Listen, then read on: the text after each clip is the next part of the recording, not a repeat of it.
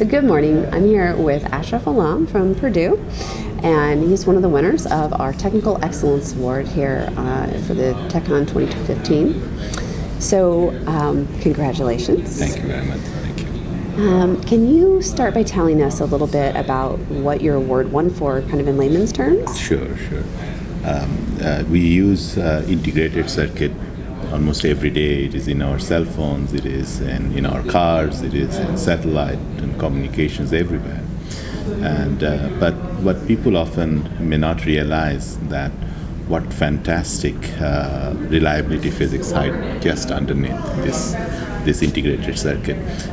The example I often give to my students is that the electric field within the transistors is often 1,000 times larger than the high voltage power lines that you see going across the street.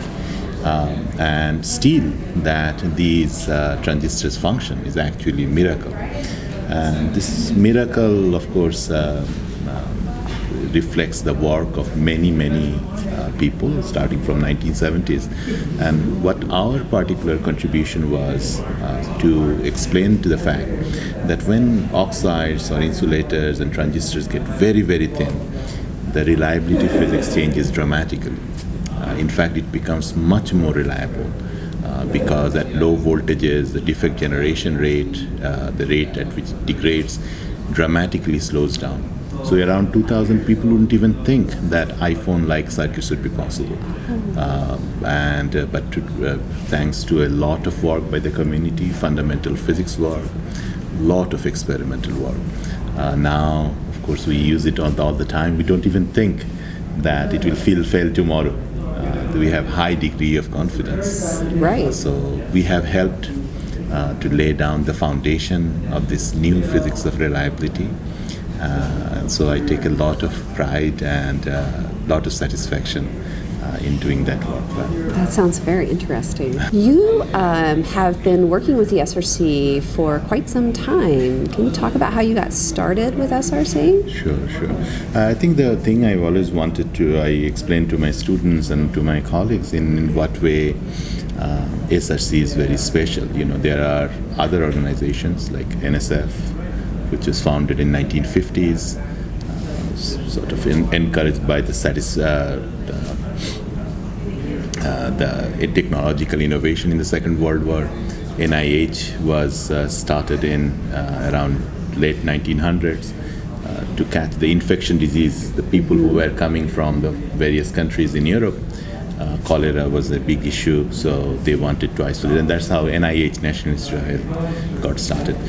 SRC got started in response to a changing technological landscape in 1980s. But that's one type of story. That's the organizational story. But the people who live through it tell a different type of story. In my case, I sort of joined the quote-unquote SRC family in around 91.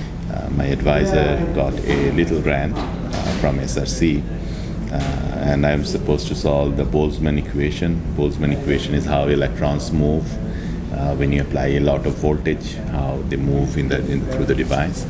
And I made some progress, but I was terrified, as I often tell my students, that they will figure out that I don't know much and I'll be exposed. But it turned out to be a remarkable experience, because what happened immediately afterward, not only they not they said bad things about the work. In fact, a couple of people came, they explained that how I could do the computation better. And then somebody said, do you know that your work could be applied to hot carrier degradation, and very important emerging issue. I asked, what is hot carrier degradation? I had no idea. And he explained very nicely, and I came in with one advisor. I left with 4 advisors. And that is something that has always stayed with me, because I don't think in any other place. And the discussions in the corridor, I could hear in the corridor all sorts of topics, that emerging topics, which will be important in the next few years. And if this type of event didn't occur, I wouldn't have known them. A couple of years later, when I finished my PhD, one of the mentors hired me in Bell Labs because he knew me personally. It's not like a one-day interview. It was like a 4-year interview. So Yeah. he knew much about my work, my personality, the what I enjoyed.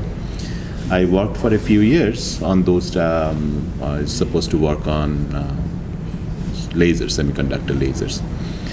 But in the corridor, I kept hearing about the topics of reliability, for which I won the prizes this year. And because I'm sensitive, or I learned those topics when I attended these SRC meetings, it didn't take too long before I could take the tools that I have developed, theoretical concepts, and bring it to a completely new area, emerging areas of reliability. The people who are working in the field probably didn't see the problem in this new light.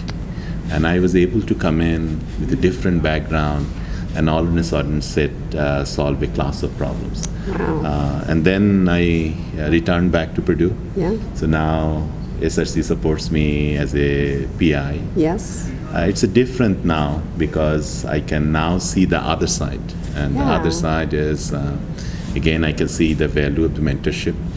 I can see the value of the filtering of the problem because SRC chooses this problem very carefully by talking to a lot of people. Mm-hmm. And so I know that the problem is relevant, and that's very important. Right.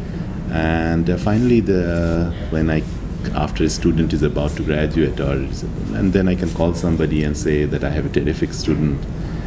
Would you hire him? So that also gives me a network.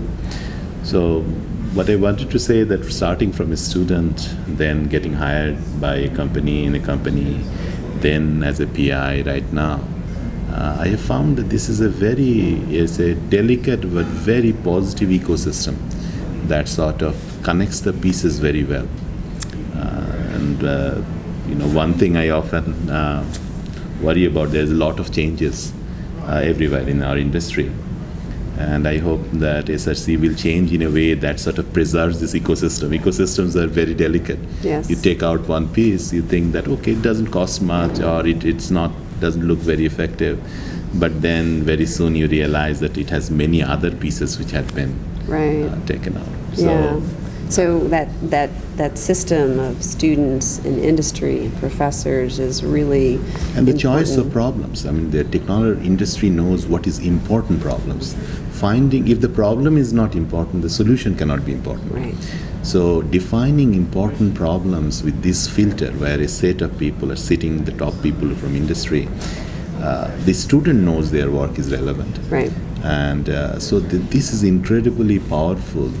NIH, NSF, they do also very good work. But this type of active mentoring, problem selection, follow-up, this is something I think is very unique for SRC. Yeah, well, it sounds like you're a great SRC champion. It sounds like you have had such good experiences. Yes, I'm so happy. So, TechOn is a very student-focused event, so we thought maybe in closing we'd give you the opportunity to offer a piece of advice for our students. Yeah. So maybe one advice is sort of to be very curious. Of course, we work on a specific topic. Our advisors have chosen that topic often. But there are all sorts of beautiful work that are happening all around.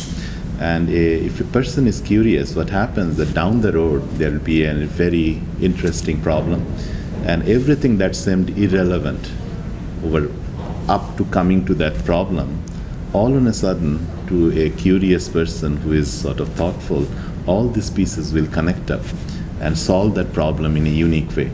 So the thing that we think redundant or that's not so important in the ecosystem, I think is very important to not only do his own work, but to be sort of very curious about other people's work. So hopefully, it has taken me 24 years to come to this point. Hopefully, I hope that some student today will do some work, and 24 years down the road, hopefully you'll be sitting in this chair and explaining how that this piece of advice or this type of TechOn type environment had helped him or her in having a good career. That's terrific. That's great. Thank you so much Thank for you, your ma'am. time.